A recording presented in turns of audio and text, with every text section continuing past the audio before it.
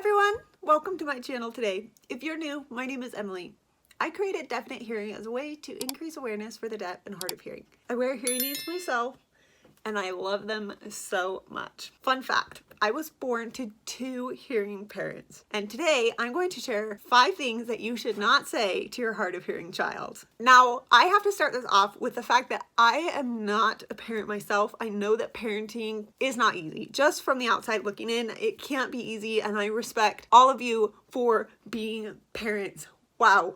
Way to go. I probably will get there someday, but I haven't gotten there yet, and so thank you for all you do. You are doing your best for your child. I just want to share these 5 things so that you can know if you're avoiding these, you are doing a great job. All right, number 1, with hearing aids. When your child is picking out their hearing aids, please, please, please, please refrain from saying your hearing aids don't match your hair. Well, guess what? You probably feel way more self-conscious about your child's hearing loss than they feel about theirs. When you say, are you sure you want that hearing aid color? It doesn't match your hair. You are sending the message to your child that you should have your hearing aids blend into your hair. You should not show it. You should not share it. And that is discouraging because your child's hearing loss is a big part of who they are. And they need self-confidence to get through growing up, to get to the point that I feel like I'm at. And so as a parent, you will be their biggest supporter through the thick and the thin, whether they realize it or not. I can promise you in the teenage years, I did not think my parents were my biggest supporters, but wow, looking back at where I am now, I am so grateful for them and I would not be where I am today. But refrain from saying your hearing aids do not match your hair. This blends right into number 2 with ear mold colors. As you can see, I have gold sparkly ear molds. I picked, I think, every color on the face of this planet growing up. I had green ear molds, blue ear molds, pink ear molds. Pink was like the go-to color for quite a while. And I had like swirled pink, orange, and yellow ear molds. I had so many different colors and it was so fun. That was like a huge perk of having hearing aids. I got these cool colors in my ears. Of course, people would always comment like, why do you have rocks in your ears? Or why do you have starburst in your ears? And it's just so important to help your child realize that you are their biggest supporter. Do not say, are you sure you want those colors? Or those colors will stand out, because your child needs to learn how to stand out and how to be confident because they already naturally do with their hearing loss. So please let them embrace it and refrain from saying things like those colors will stand out or those hearing aids will not match your hair. Number 3, your child will grow up one day and probably be a very successful professional. When your child is growing up, whether it's a teenage job, college job, or a desired profession, never ever say you cannot do that because you have a hearing loss. This could be anything medically related. This could be as a musician. This could be anything. Our world is becoming so much more accessible. Let your child dream big. Let them be what they want to be. Let them shine, because regardless of what profession they go in, they will be such a light to all of those around them because of their hearing loss. They will stand out already because of it and they will shine. But please remain their biggest supporters. And do not ever say that you cannot do that because you have a hearing loss. I have heard of hard of hearing audiologists that have had their parents tell them this, that they cannot be a doctor because they have a hearing loss. That is not true. Not true at all. So please, please, please, please just watch what you say in terms of your child's future and encourage them to dream big. Number 4, refrain from saying you didn't hear me.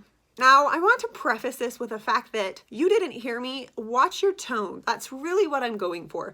Because it's okay when your child says, you know, they get mad all of a sudden and you're like, whoa, you know, that reaction does not match what I said. You didn't hear me. But be really careful. Make sure that if you have to repeat things for your child, that you just be really careful with you didn't hear me, because when you do that, you point out a weakness that they have no control over. And sometimes it's hard to disconnect that weakness that they have no control over their perception of their worth and identity. So please make sure that you're aware of that and refrain from saying "you didn't hear me" in a rude, demeaning tone. And as a parent, sometimes like you just have a hard day and you snap. Just be really sure that if that happens, that you profusely apologize to your child, because a hearing aid is something that's constant. Things like that can really sting, and they sting for a long time. Last but not least, do not say "never mind" and fail to repeat yourself. As a child that is hard of hearing, you already feel like you're missing out on things and you want to be a part of everything. And so again, as your child's biggest supporter, repeat what they missed you say. Repeat and just be happy and move on. It's not a big deal that you would have to re-say what you said, but they will really appreciate it. Maybe not consciously, but subconsciously. Refraining from saying these 5 things over time that will really build a relationship with your child. I'm so glad you stuck around to the end of this video. I want to share what my parents have done for me that has really made me so grateful and has meant so much to me. In addition to aiding my hearing loss and helping me access speech and become literate, I really appreciated that my parents supported me in all of my desires, from art to sports to music, everything. Now, that said, I was not a huge fan of music. I wasn't. Music and reading for like fun, that wasn't something that I loved to do. I was very artistic. I preferred hands-on things. I was very like tactile as a learner. And so my mom provided me with endless art supplies as much as she was able, and it was so fun to create, and I really loved that, and that meant a lot to me. That said, my parents encouraged me to try lots of different things, but they also expected me to work hard and to be driven and disciplined. So in my family, we could not play sports unless we practiced the piano. My dad is really musical and my mom is really sporty. And because we all wanted to play sports, they kind of like bridged the gap by helping us. You know, we had to play piano to play sports, and that's why we did it. And I appreciated them for that. Am I a good pianist? Absolutely not. I'm really not. Like, playing piano is not something that brings me joy, but I definitely feel I just love to run. I love to do art. I love to crochet. And it's been really fun to see how my parents parented me. They taught me how to work hard, be disciplined, do things I didn't want to do, but still find my niches and my talents and what I love. And so you as a parent can do that for your child as well. I know you can. My parents have done that for me. And though you won't be perfect on certain days, you will do your best and your child will feel that love. So I hope you feel uplifted by this video. You're doing what you can. Keep it up. And yes, you got this. If you have any questions, please let me know in the comments below. I look forward to reading and answering them. Until next time, have a great day.